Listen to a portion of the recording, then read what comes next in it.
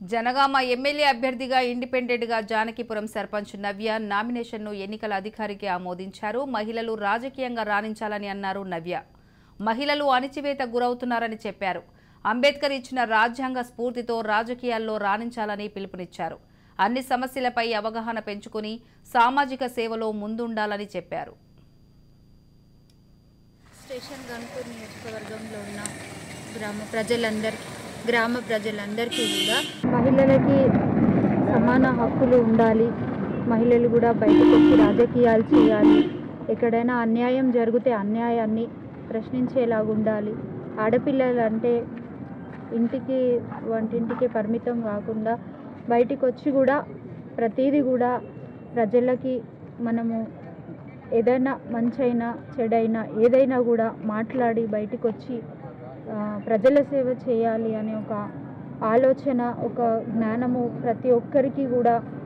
కొంతమంది రాజకీయాలలో ఎదగలేని వాళ్ళు, ఎదగనియని వాళ్ళతో కూడా ఎన్నో అడుగడుగున కష్టాలు ఉంటాయి. అలాంటి వాళ్ళని కూడా మరి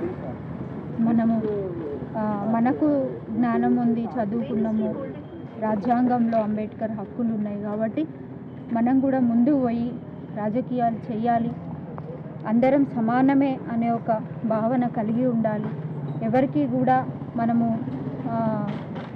బానిసలం కాదు, బానిసతత్వం కాదు.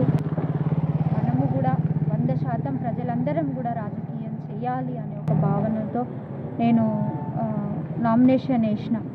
అందరూ కూడా ఒక చెల్లెలాగా, ఒక అక్కలాగా, మీ కడుపులో పుట్టిన బిడ్డలాగా, అదేవిధంగా పుట్టింటి ఆడపిల్లలాగా అందరూ కూడా స్టేషన్ గన్పూర్ నియోజకవర్గంలో ఉన్న అన్నలందరూ, తమ్ముళ్ళందరూ, అక్కలందరూ, చెల్లెళ్ళందరూ కూడా నన్ను గెలిపించి నాకు సహకరించి మీ హృదయాలలో నాకు ఒక చిన్న స్థానం ఇచ్చి నన్ను మీరు గుర్తిస్తారనే ఒక నమ్మకంతో నేను ముందుకు రావడం జరిగింది. ఇండిపెండెంట్గా నేను నామినేషన్ వేయడం జరిగింది. ఏ పార్టీకి వ్యతిరేకం కాదు, ఎవరి కోసమో కాదు, ఎవరి గురించో ఏదో చేయాలని కాదు, ఎవరి మీదనో కోపమో పగ అని కాదు. రాజకీయాలు చేయాలి, ప్రజల సేవ చేయాలి అనే ఒక భావనతో ముందుకు వచ్చిన. ఇంతకుముందు వార్డ్ మెంబరు, తర్వాత సర్పంచ్, ఇప్పుడు ఎమ్మెల్యేగా నామినేషన్ వేసిన. బయటికి వస్తేనే ఆడవాళ్ళకి కూడా జ్ఞానం పెరుగుతుంది, జ్ఞానం తెలుస్తుంది, ఏది మంచిది ఏది చెడు.